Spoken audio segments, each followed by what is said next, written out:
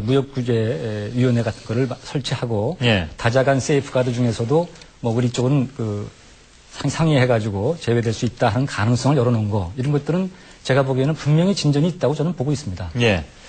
현찰은 우리가 많이 주고 어음을 좀 받아왔나요? 마지막으로요. 의약품 분야 짧게 좀 다루고 시간 마치도록 하겠습니다. 의약품 분야는 뭐 그동안에 굉장히 많이 쟁점이 많이 있었고 이것이 이제 우리의 약관 문제와 직결된 문제였기 때문에 굉장히 큰 관심을 모았는데 결국 뭐 나온 게 별로 없다 이런 평가가 나오고 있는데요. 제가 간단하게 정리를 우선 좀 해드리겠습니다. 이 문제는 짧게만 얘기하고 끝냈으면 좋겠습니다. 의약품 특허와 관련된 문제인데 우리 미국 쪽에서 핵심적으로 요구했던 것이 이 특허와 관련된 것이었습니다. 그래서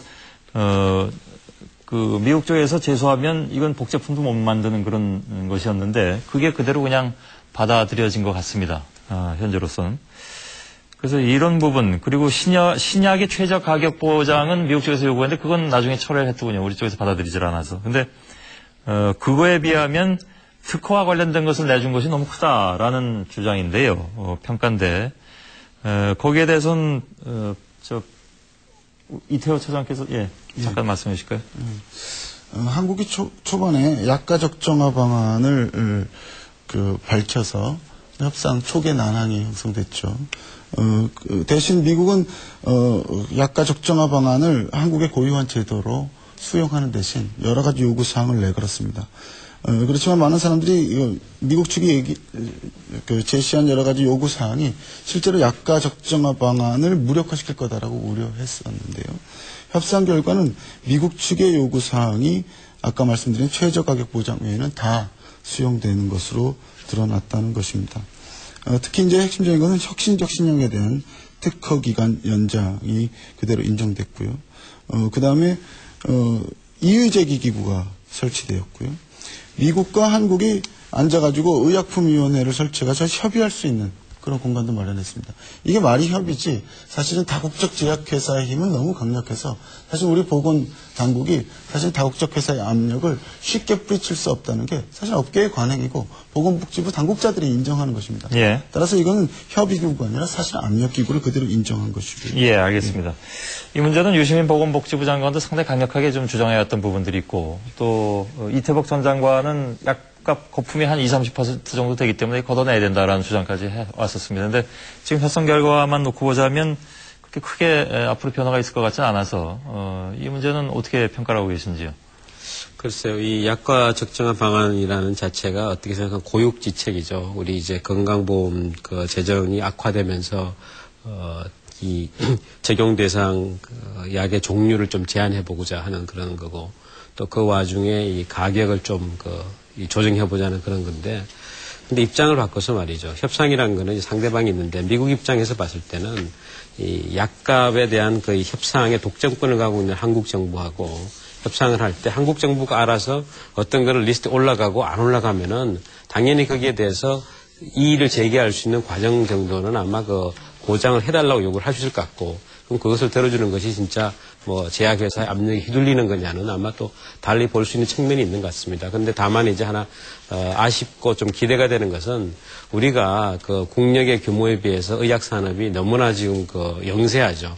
대부분 복제약 만들기 급급하고 그 이유 가운데 하나는 복제약 가격이 거의 신약 가격의 한 80%까지 보장이 되는 가격 구조에 있거든요. 그래서 사실은 우리가 조금 썬 약이지만은 이 제도를 잘 활용을 하면은 우리 이 제약회사들이 좀 더 R&D에 치중해서 우리도 신약을 한두 개 만들 수 있는 그런 구조로 가는 어떤 중장기적인 개혁 과제라고 저는 생각을 합니다. 예, 알겠습니다. 예, 짧게 말씀해 주셔도 됩니다. 그런데 사실은 보건당국이 국민에게 약효는 똑같지만 가급적인 싼 약을 선택할 수 있게 하는 정책적 권리를 갖는다는 건 매우 중요하고 국민 복지에도 굉장히 중요하다고 보는데요. 이것이 무력화될 수 있다는 것이고요. 보건복지부 추산으로 이렇게 될 경우에 국내 소비자의 피해, 우리 소비자 후생 많이 얘기하는데 연 1.2억에서 2.5억 달러 연입니다. 그리고 보건의료단체의 추산은 최소 연 20억 달러까지 피해가 있을 것으로 보입니다. 때문에 이런 것에 대해서는 반드시 지켰어야 하지 않나 하는 평가가 나옵니다. 처장님 반드시 그렇지 않습니다. 예를 들어서 지금 현재 갖고 있는 네거티브 리스팅 같으면은 거의 모든 약이 그 건강보험의 대상이 되기 때문에 아주 그 희귀약을 사람들이 비교적 싼 가격에 제공을 받을 수가 있는데 만약에 파지티브 리스팅 제도가 되면은 약효 대비 약가를 계산을 해가지고 적절하지 않으면 거기서 배제가 됩니다. 그러면은 진짜 그 약이 필요한 사람은 자기 돈 내고 먹어야 되는 상황이 생깁니다. 그래서 이 둘은 어느 정도 이제 균형을 잡아야 되지 않겠습니까? 그래서 저는 그 목적을 정책 의도를 부인하지는 않지만은 일방적으로 네. 그렇게 이제 보는 것은 조금 문제가 있겠습니다. 알겠습니다. 이게 좀 마무리 져야 되겠습니다. 여러분께서 지금까지 대략 한 5개 정도의 쟁점을 가지고 6개까지, 그러니까 그 시한 연장까지 토론한 것 치면 한 6개 정도의 쟁점을 가지고 토론해 주셨습니다. 오늘 토론은 그야말로 말 그대로 저희들이 제목으로 긴급진단이라고 했습니다만 긴급진단이었습니다. 당장 쟁점이 되는 것이 무엇인가에 대해서 여러분들의 의견을 잘 들었습니다. 무엇이 득이고 무엇이 실이냐를 긴급하게 좀 따져본 그런 토론이었는데요. 지켜보신 시청자 여러분께서 어떻게 평가하고 계신지 상당히 궁금합니다.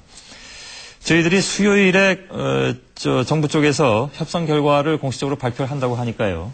그 내용을 좀 보고 면밀하게 좀 더 검토를 해보고 목요일에 원래 저희들 그 100분 토론 시간이 있습니다. 그 시간에 우리 측 협상 당사자까지 가능하면 모셔서 대토론회를 좀 열도록 하겠습니다. 그때 지금까지 논의됐던 부분 그리고 또 다른 부분들까지 좀 더 넓게 좀 더 깊게 면밀하게 좀 따져보는 그런 시간으로 마련을 해드리겠습니다. 오늘 참여해 주신 네 분께 감사드리겠습니다. 고맙습니다. 예, 토론 잘 들었습니다. 예. 시청자 여러분 목요일 100분 토론을 기다려 주시기 바라겠습니다. 여러분 고맙습니다.